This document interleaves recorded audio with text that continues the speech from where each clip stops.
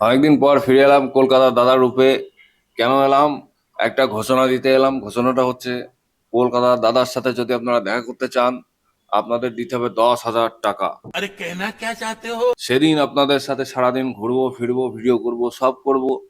10,000 টাকা দিতে হবে। যদি ফোনে কথা বলতে চান আমার সাথে, তাহলে দিতে হবে 5,000 টাকা। আর যদি আমার লেখা কোনো বই কিনতে চান, তাহলে একটি কোনো বইয়ের দাম 2,000 টাকা করে। कहाँ से आते हैं ये?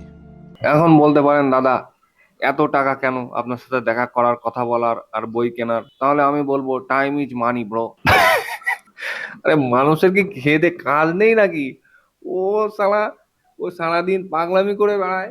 ও সারা লোকের কাছে গিয়ে বলে বেড়ায় আমার সাথে দেখা করতে গেলে 10,000। একটা বই বিক্রি করছে 1,000-1,500 টাকা। কি লিখেছে? ওর প্রেমের কাহিনী, ওইটা পড়ার জন্য লোক আবার ওই ছুটে ছুটে গিয়ে কিনছে।